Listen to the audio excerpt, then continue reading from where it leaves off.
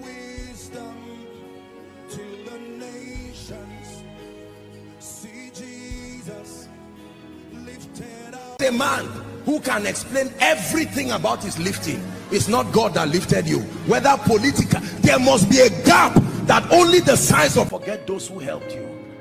There are many people who do not take care of their families, but sometimes you come to us as men of God and you bless us with millions, whereas the family members are suffering. It ought not to be so.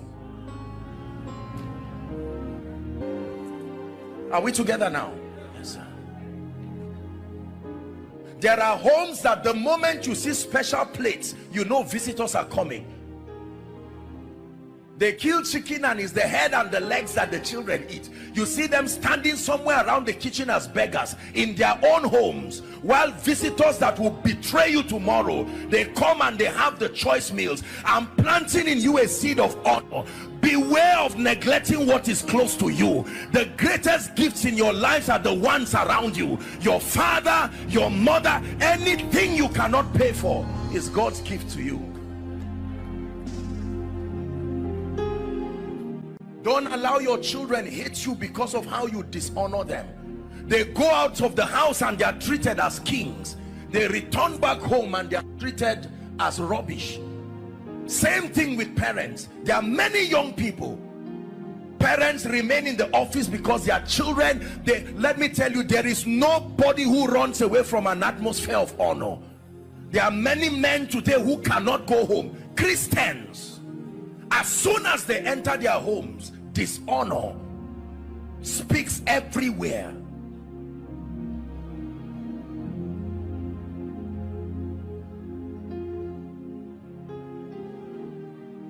There are churches that dishonor their pastors, dishonor their men of God.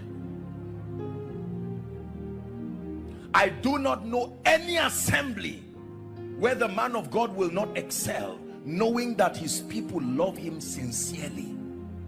Not something you qualified for. Apostle Goodheart, thank you for being my pastor. I love you. That you can truly, he knows how comforting it will be. You can be serving in the church doing things, but your heart is sincerely not there.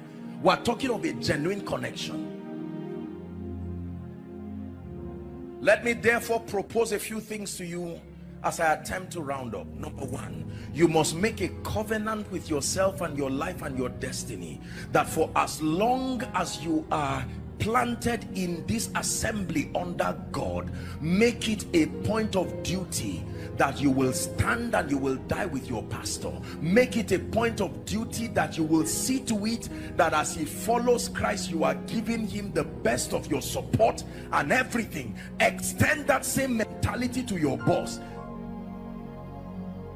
Extend that same mentality to your children. Can I tell you this? There are many young people today who hate their parents because the parents never believed in them. They went elsewhere. Your father is not the person who gave birth to you. Your father is the person who believed in you enough to invest. Maybe this is a word that God is giving a few parents. Be careful the words you use on your children, the way you tear them down. Someday the sun will go down and the little boy today who is helpless will come to a position where you may be ashamed to lay claims. Everybody's destiny is divided into the morning stage, the afternoon stage, the evening stage, and the night stage. It says, so then teach us to number our days, that we may apply our hearts unto wisdom. This is a key that has changed my life. I'm honored today to be part of the life. This is why I'm sent to the body of Christ. You do not know what joy it gives me. Do you know, aside from being a man of God, my greatest personal legacy as a human being is to be one who lived his life loving the Lord and sincerely being a shoulder for many people. Aside being a man of God.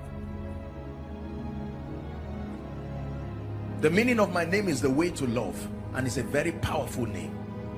I bless my parents 1,000 times for being that discerning to give me such a name. I sincerely love people. I don't use people. I don't try to, no. return to the place of genuine honor. Return to the place of genuine honor. Honor to God. There are some of us, I know now, I want to say something in 1 minute and then we're done. There are many of us here who, even though we are a congregation, the truth is, I want to tell you an uncomfortable truth. From a sociological standpoint, from a spiritual standpoint, even though this is logic, and by extension whatever church listening and following and the body of Christ, I want to bring you to a sincere realization that you are not all the same. That is the honest truth. From a standpoint of sacrifice, from a standpoint of achievement, you are not all the same, and there must be a system. I'm not trying to teach stratification. Yes, we are all equal before God, but if that statement is not balanced, it will lead to a lot of dishonor. I found out that the reason why many blessed and wealthy people do not come to church is that there is a track record of dishonor. Their sacrifices are trivialized in the name of creating a unified platform to bless people. Jesus did not hide his honor for noble people. Zacchaeus, come down, I've changed, I'm going to your house. And because of that one sacrifice, many people were forgiven. The centurion, you are a man under authority, I respect you, I don't need to come to your house, I will speak the word. No matter how high God lifts me, I'm wise enough to know that there are positions I occupy today, sociologically speaking, that is a privilege. It didn't come by age, it didn't come by qualification, and we must be wise enough to communicate the same. Is God helping us? So there are many of us that God will bring us into places where from a physical standpoint we should not be there. Don't abuse that access. When God gives you access to the ears, the hearts, the hands of kings and nobles, do not trivialize it. One time I was going to pray for a first-class traditional ruler in this nation, and when I got there, there are these people, I don't know what they call them, the ones who hold whip and ensure compliance, those guys there. And I was going to the palace, and you don't enter the palace with your shoes, you know that, right? But the man said no. He said enter, and the people were surprised. I said no sir, please let me take off my shoes. He said no, I am king. I said enter. But if I'm going to see him another day and I now buckle my shoes and just jump in, no, I will not abuse that access. Can I tell you this? Every time a man shows you uncommon access, make sure you send back a message that makes him know, I recognize this is a privilege and I do not take it for granted. I guarantee you, do that and you have secured his fear. That fear of, if I give you greater access, would you abuse it? If you let them know that you are aware that you will never abuse it, then you will see more of them. These are the keys of the kingdom.